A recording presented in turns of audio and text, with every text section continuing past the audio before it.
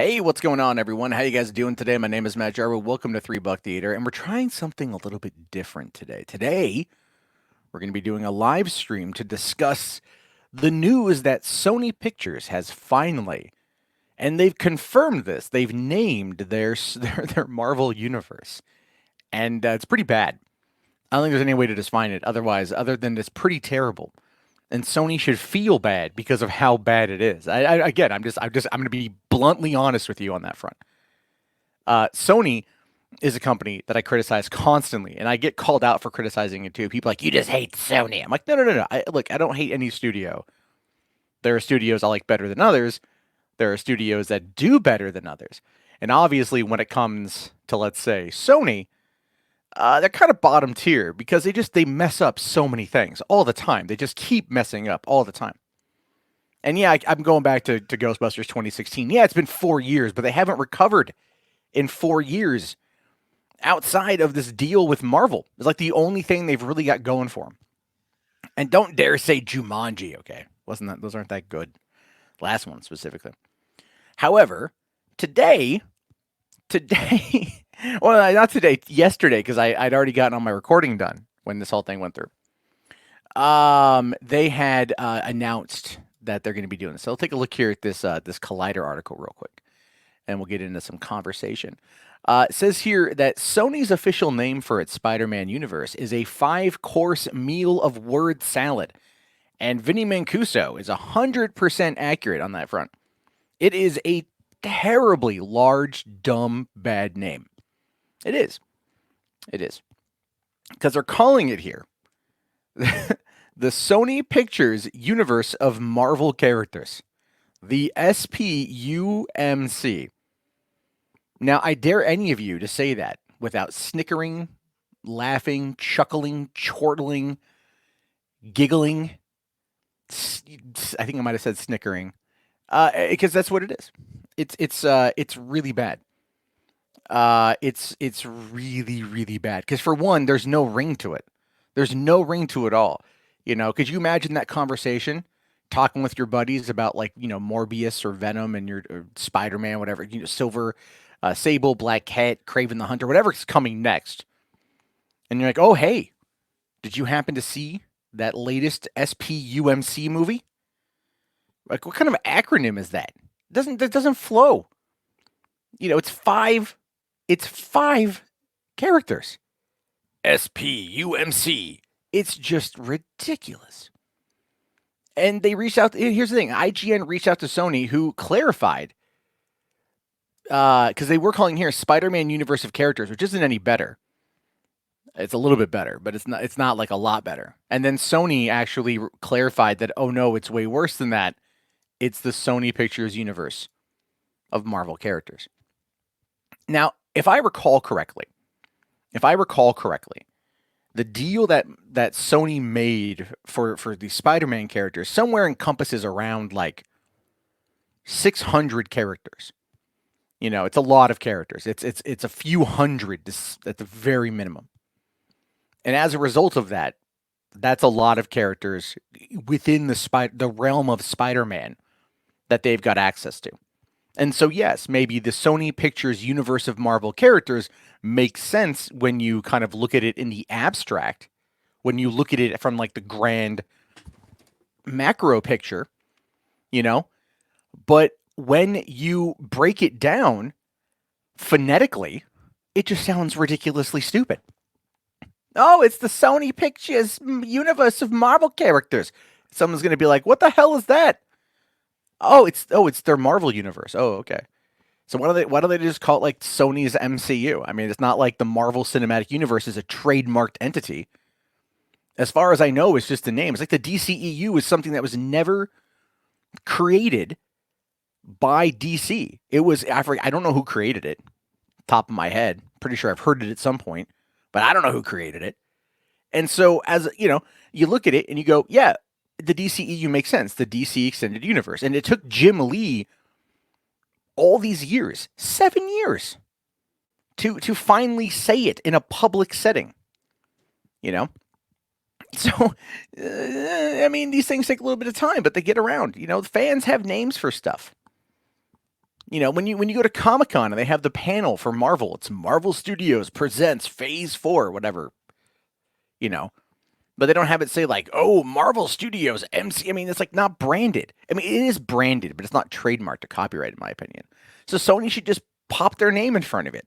This is Sony's MCU. It runs absolutely parallel to what Marvel is doing, and people will get it.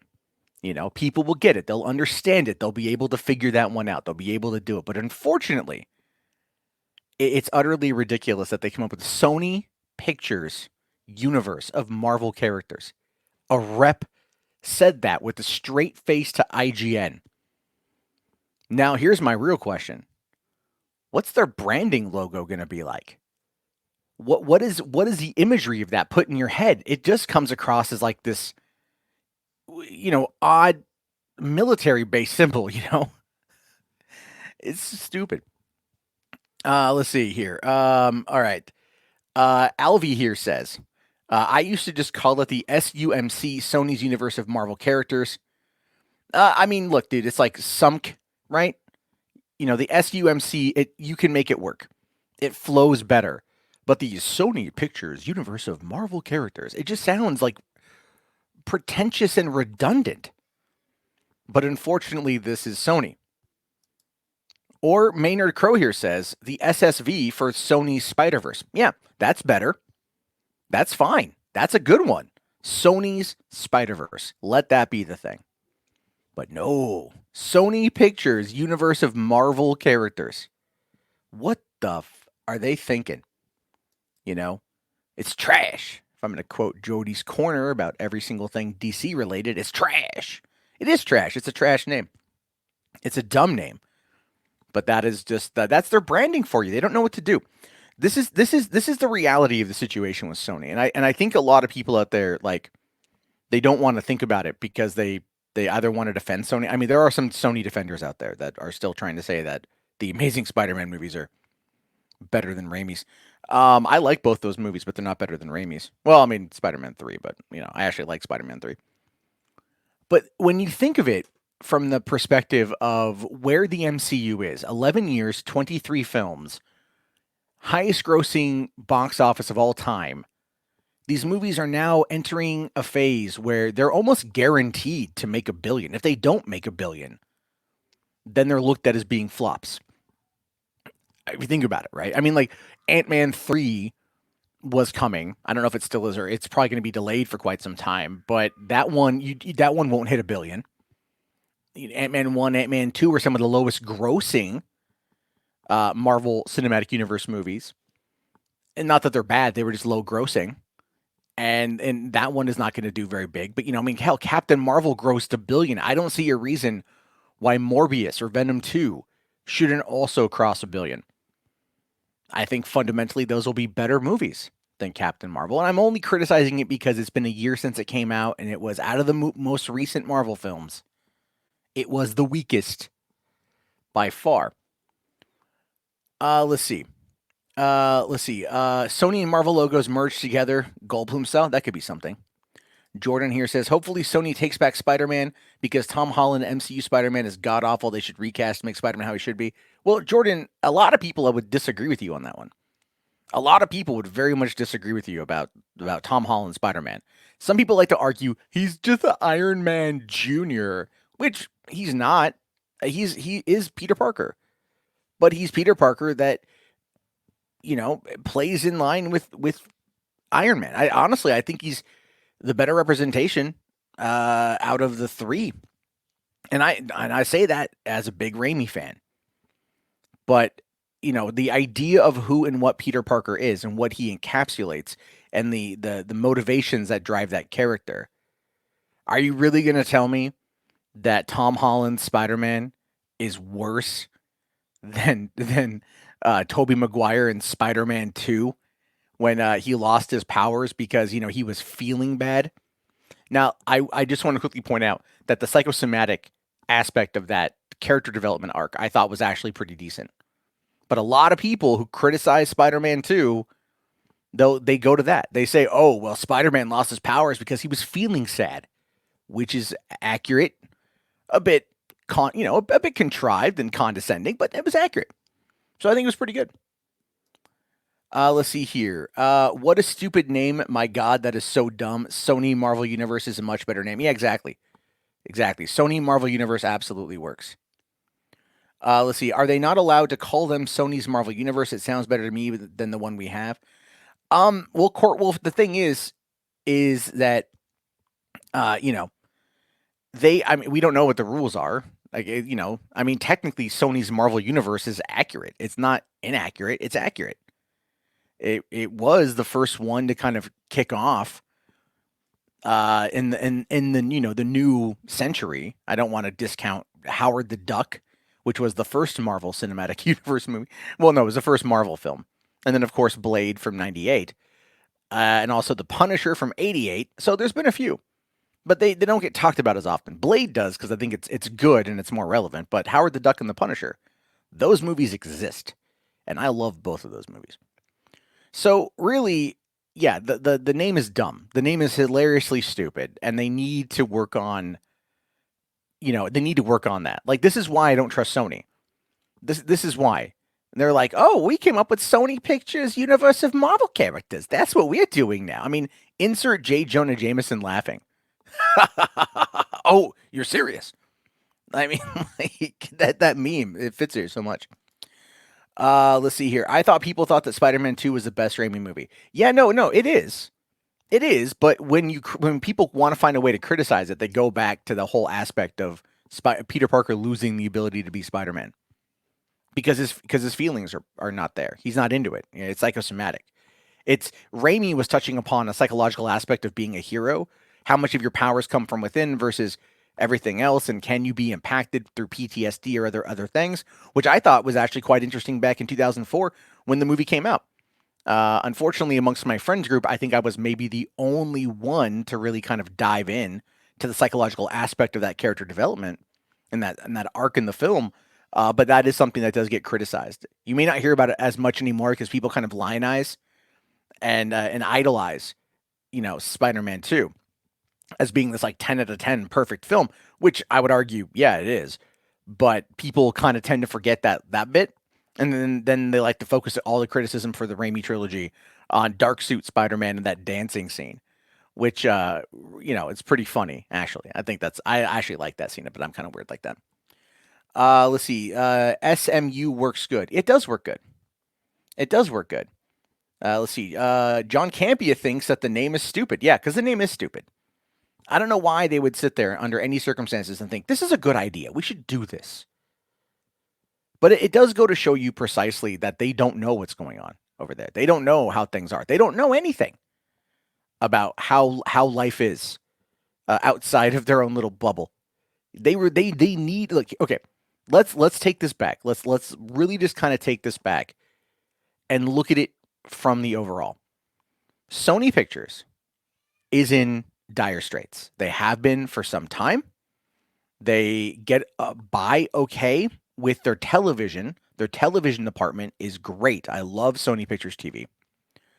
But their movie department has a lot of problems. These are the companies that give us such gems like, the Emoji Movie and The Dark Tower, which I will fully admit, as a person who never read The Dark Tower, I had fun watching the movie, but I can absolutely see why it tanked. This is a company that, tried to reboot Spider-Man 5 years after Spider-Man 3, had set up this entire cinematic universe because of the MCU. And they dove in hard to Sinister Six. And they used Amazing Spider-Man 2 to not only kill off Gwen Stacy, and then they had actually, Shailene Woodley was MJ. She had film scenes as MJ, and they cut that out. Felicia Hardy. Felicity Jones played Felicia, Harry Osborn's assistant, who was Black Cat. They set that up. She was cast as Black Cat. That's why she had that cameo appearance.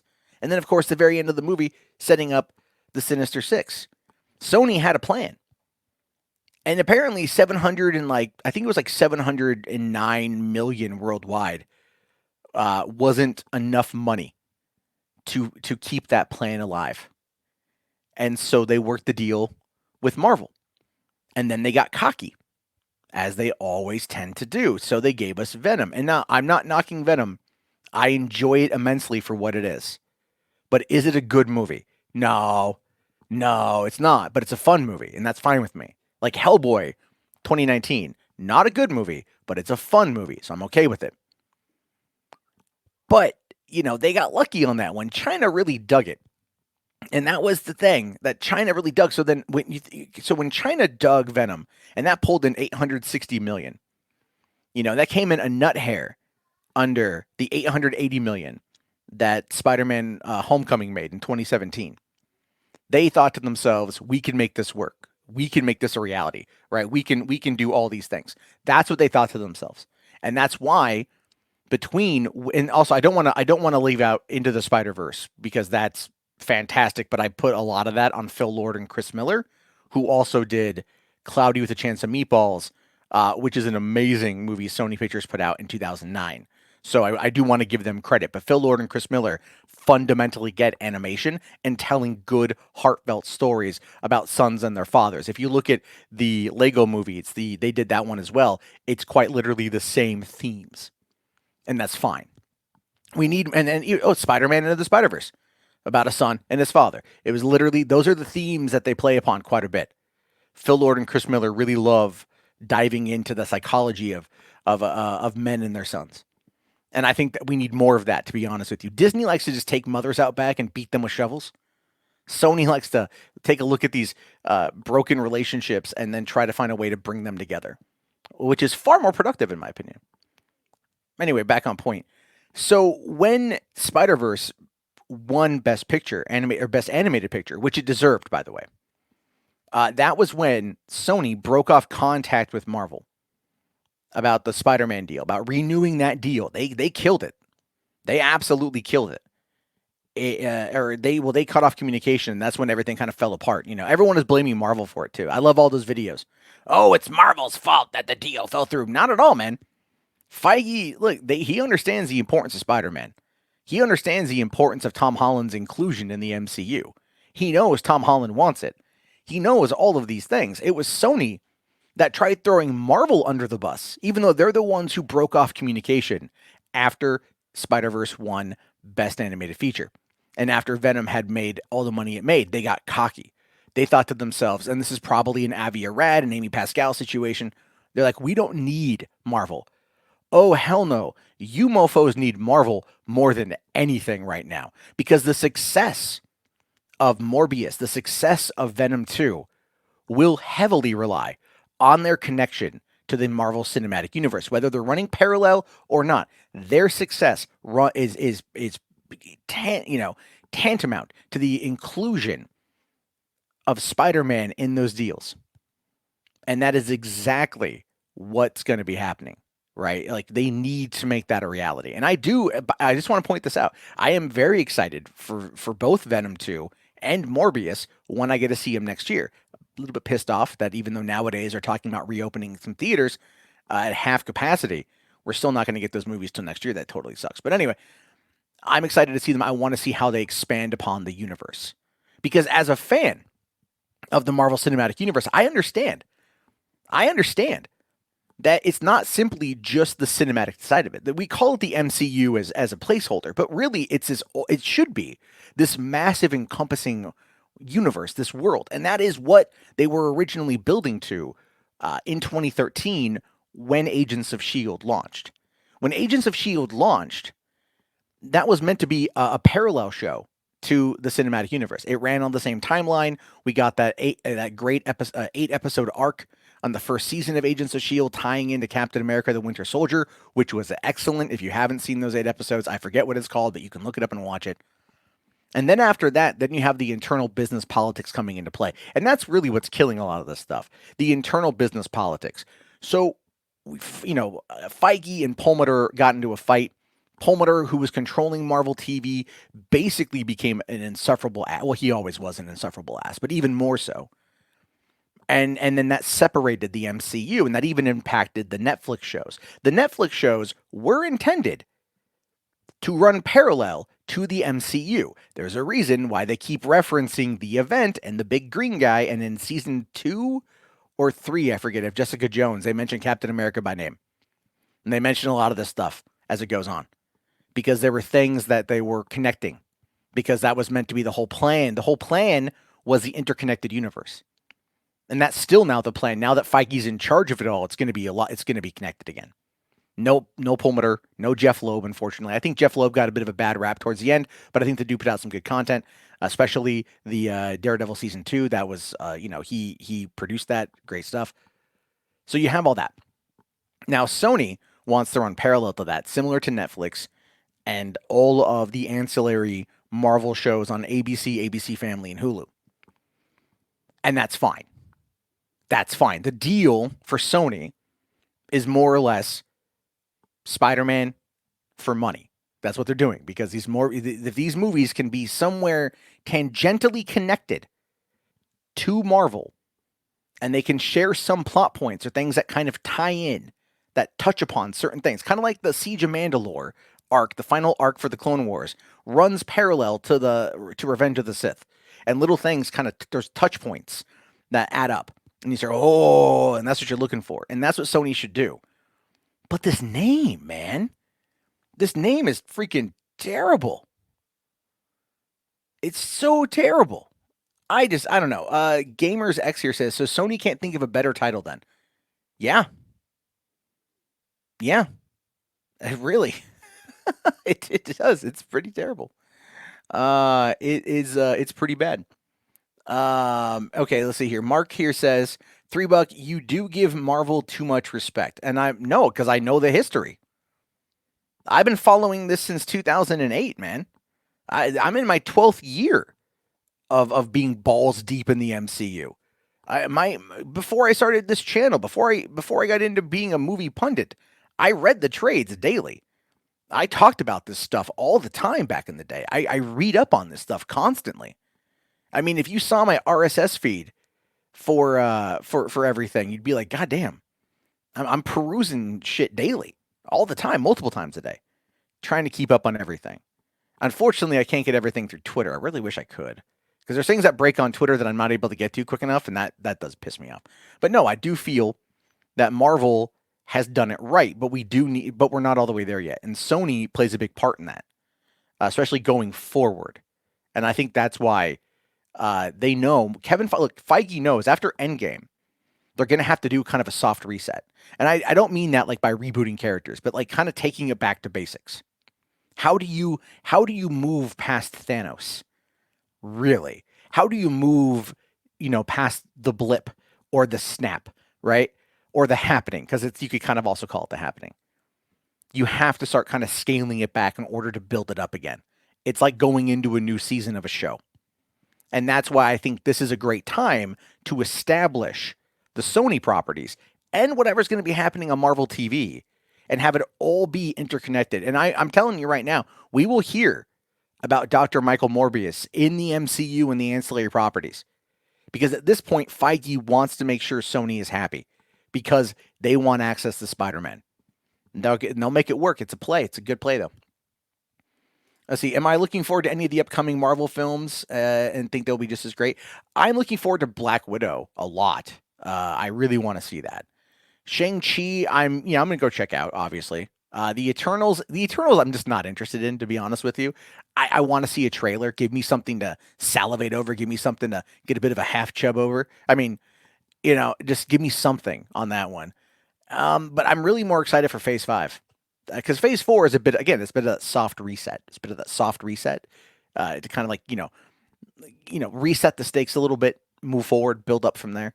And I'm actually more excited, I think, for Sony right now than I am for the Marvel stuff because that's connected to Spider-Man, which is my personal favorite.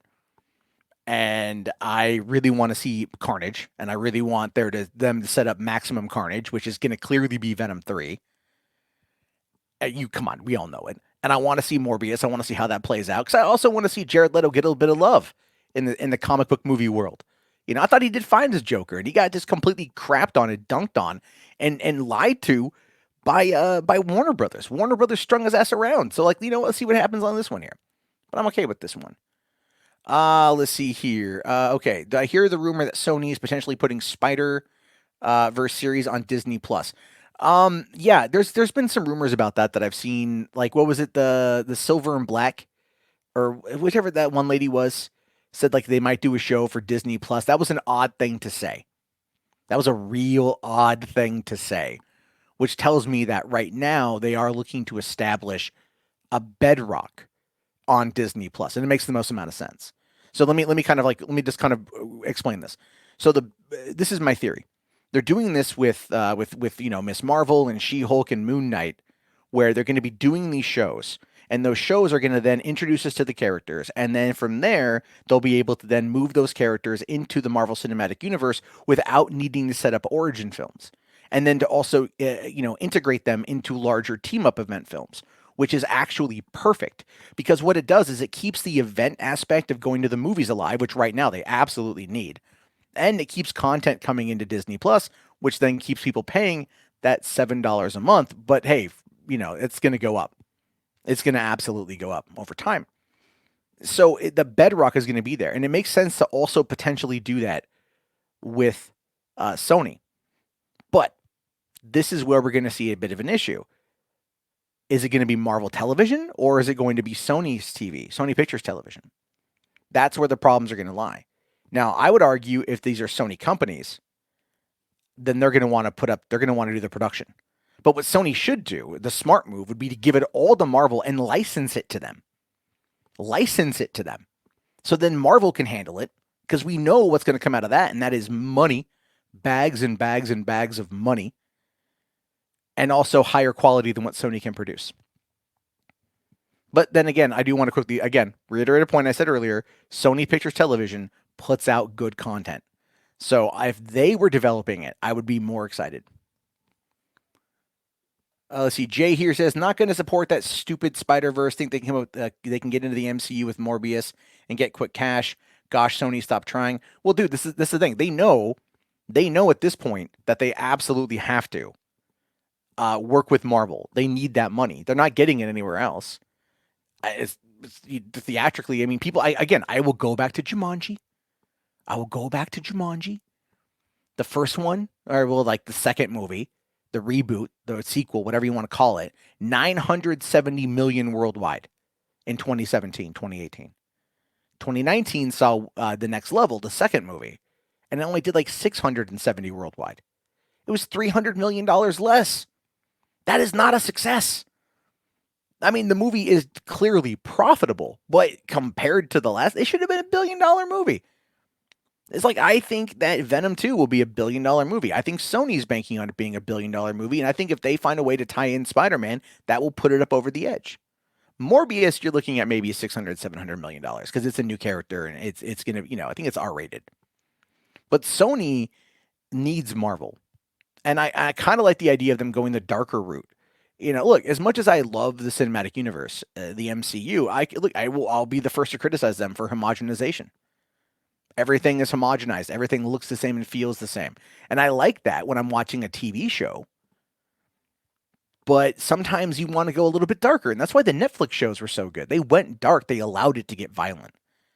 And that is why FX is going to be the place. FX and Hulu are going to be where we see those shows. There was the comment I saw I want to get back to. Okay, thoughts on Charlie Cox saying someone else might play Daredevil. Okay, so yeah, I've read that. I read that too. So here's what I'm thinking. For one, Charlie Cox, to many of us, is our Daredevil, is our Matt Murdock. You recast him, it'd be like recasting Hugh Jackman as Wolverine halfway through the last 20 years. It'd be like X-Men Origins Wolverine. They wanted to recast Wolverine after that movie. Now, that movie was not good.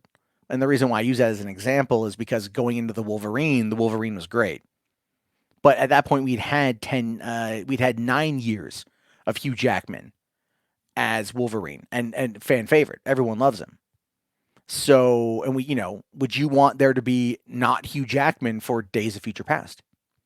No, you wouldn't. Would you want there to be not Hugh Jackman for Logan? No, you wouldn't. So it would be dumb to not cast him. Now, if the MCU, if Disney had bought Fox's rights, let's say 2014, right around the time of Days of Future Past, and they wanted to recast Wolverine, people would lose their shit over it. They would. They'd lose their shit. They don't want it.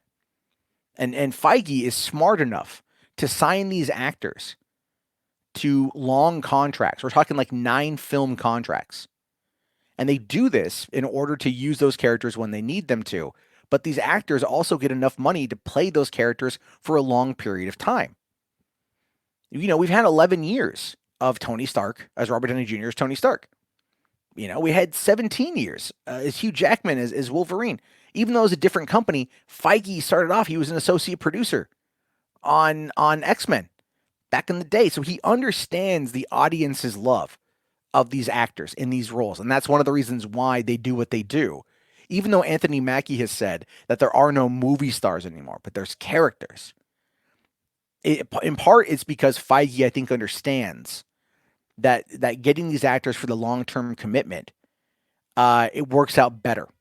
It gives the actors stability, which is what they like. And it gives the fans stability, which is what the fans like, which is, I think, one of the reasons why there's a habitual nature in regards to the MCU. Because the way that the MCU is constructed is like a TV show. So it's built that habit. And TV shows do well, I think, quite frankly, when there's a habit that's built. On network TV and cable, but, you know, it's digital, now it's all dumping at once, and I don't know, I'm not a big fan of binging culture anymore. So that's how I view that. Like, anyway, so to kind of go back to this point, because I'm kind of rambling, Charlie Cox, I think, will be back as Daredevil. The rumors I have heard from Mikey Sutton, and again, take with a grain of salt, but this is what he told me, is that they want to bring back Daredevil and Jessica Jones for FX and then have it streaming on Hulu the next day, which is FX's plan right now under Disney. They want there to be these these more adult themed shows. They understand there's a market there. That's why if we ever do like a Daredevil movie, it would be under Fox. When they do Deadpool 3, it will be under Fox. Even Ryan Reynolds came out today and said that Deadpool being in the MCU is a win for everyone. They're just trying to figure out how to make it work in the sandbox. I don't quite know what that means per se, but that's what he's saying. It could mean a whole bunch of different things is what I mean by that. But Charlie Cox, do you think that Charlie Cox is going to come out and say, oh yeah, I'm coming back as Daredevil? I mean, how many times over the years did Ewan McGregor say, I am done playing Obi-Wan. I'm not playing him again. No, I'm not playing him. I sound like Eddie Izzard. But he said that for years. He kept that secret for 4 years. That he finally got to just breathe that sigh of relief and just let it go at the stage at Disney Plus, D23 last year. The actors are sworn to secrecy. Like, they're not telling you the truth. That's the biggest issue when it comes to entertainment media and the coverage of this stuff, is headlines rule the roost. But we don't know. I think it would be very dumb of Kevin Feige to recast Daredevil. And I think that Charlie Cox is simply saying that it's going to be recast to keep expectations low. Because these guys are under contract. They're signed and sworn to secrecy. They have to play that card. So that's where we are. Let's see here. Okay, Raimi's Spider is good, but it's not the end-all be-all of Peter. He does have friends in the comics other than SH. I don't know, who the hell's SH? I can't think of that right now. Harry, Ned, Betty, Johnny. Peter was never so lonely as Spider as he was in Raimi's movies. Well, Raimi, I believe, wanted to play up the fact that with great power comes great responsibility, and in part that has to do with how it impacts the people around you. The lonely nature of being a vigilante hero is something that definitely, is its own thing. It's kind of like, this is going to sound like a weird comparison, but like YouTubers are like that. Like right now, I'm alone in my office talking into a microphone, talking to you guys.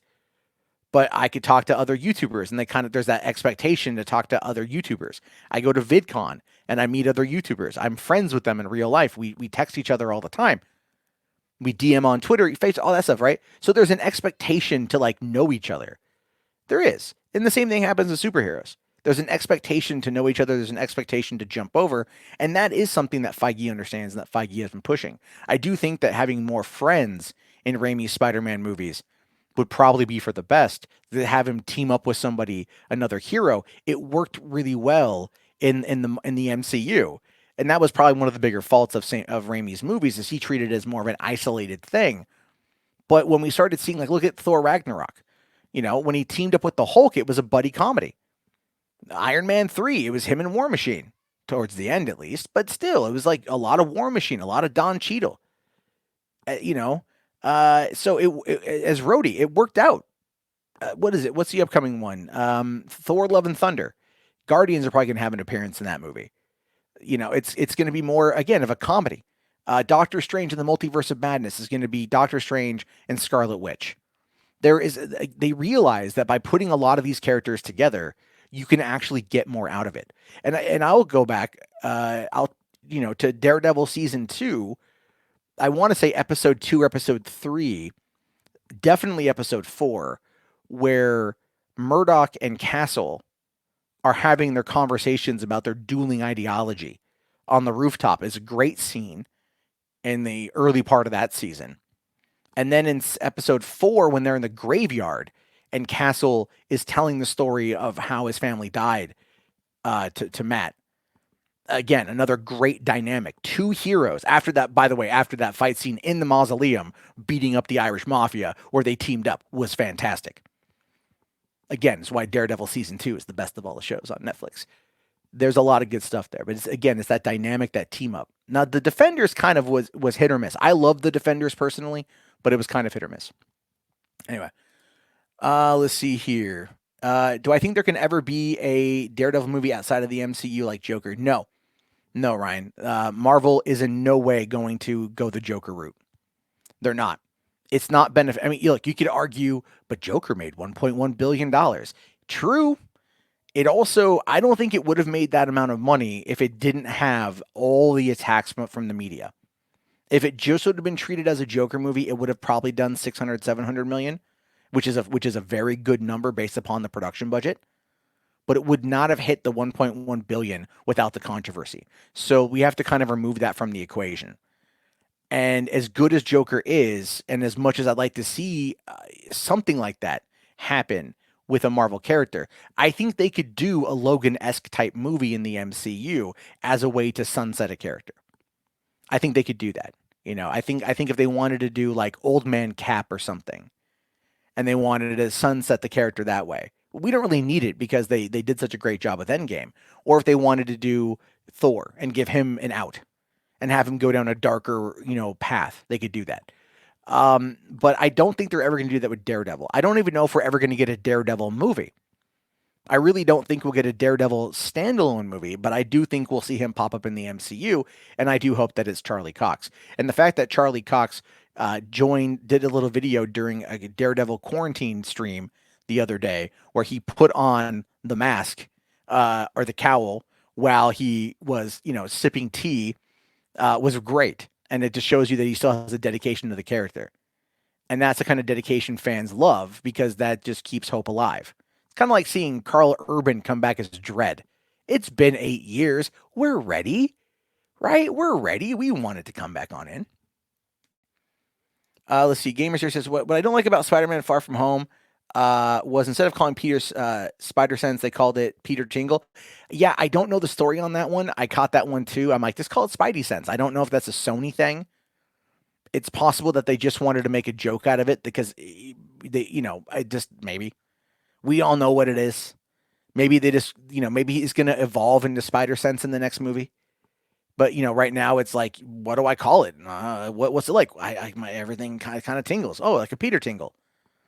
It just, I mean, it worked for me. It did. It really worked for me. I thought it was funny, but I agree with you. I do agree with you on that one.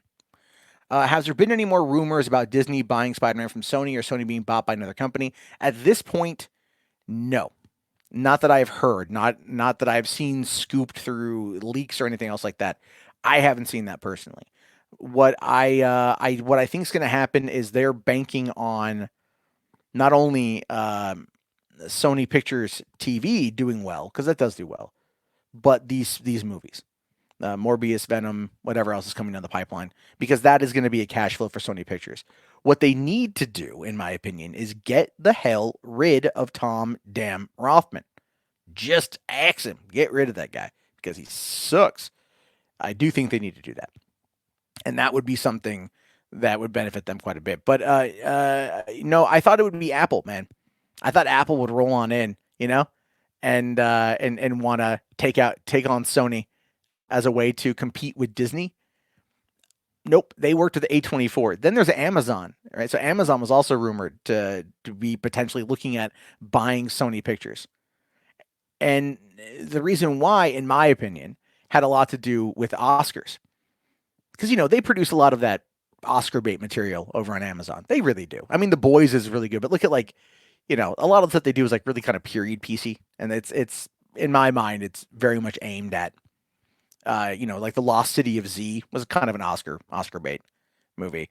But Netflix, the Academy Award just changed their restrictions on films having to screen theatrically in order to be considered for nomination. And that changes the game for Netflix and Amazon specifically. So with that in mind, Amazon doesn't need to purchase Sony because they don't need to get access to all those theaters via distribution in order to push these movies for wins. And same with Netflix, because Netflix has been buying up theaters anyway. They own a couple of them, I think. With AMC kind of on the downhill right now, warring with Universal, which is exceptionally stupid in my mind. We can see that there's a lot going on with all that. So no, I think Sony is where it is right now. They're focused on the PS5 launch. They're focused on dealing with that Naughty Dog leak from the other day, which is oof, And I think they're gonna hold off for a couple of years to see how this goes. But I do think that the Sony Pictures universe of Marvel characters is their last stand. That's their line in the sand. If this fails, they don't have James Bond to fall back on. Ghostbusters could be good. I am excited for Ghostbusters. Jumanji, nah. They don't have a lot else that they're pushing right now. They don't. And I think this is it. This is their golden ticket. If they screw this up, then they're done. And then they might look to sell them because at that point, there's really no point. Sony's not launching their own streaming service, by the way. They've already said this. Tony Vincent Quera said he doesn't want to do a streaming service. They just want to license the content, which tells me that they're not interested in necessarily competing. They're interested in just surviving, which should tell you everything you need to know about where Sony Pictures is as a company. Okay. So, what do I think the next Spider-Man villain could be? I think it's Kraven. Spider-Man being hunted. Kraven the Hunter. It just seems to make the most amount of sense. Hey, what's going on, Rush? How you doing? I'm actually just getting ready to wrap this thing up. Okay, here. Release the Snyder Cut. 100%. Let's see. Jeff Bezos really wants to get an Oscar, but there's only a few movies on Prime Video which could be nominated but won't win. Exactly. What Bezos wants is a Game of Thrones. And that's why he spent the $250 million, and he negotiated this deal himself for the Lord of the Rings. So he negotiated that deal himself, and as a result of that, it's a thing. All right, guys, I'm gonna wrap this one up because I've got to go and feed my kids and get ready to take on the evening. I appreciate everyone jumping on in for 44 minutes. Always fun time chit chatting with you guys. I keep an eye out for streaming over on Twitch. I've been so busy, I have not been able to get to it. And I will talk to everyone later. Again, thank you guys so much for coming on in. Have yourself a great day, and peace out.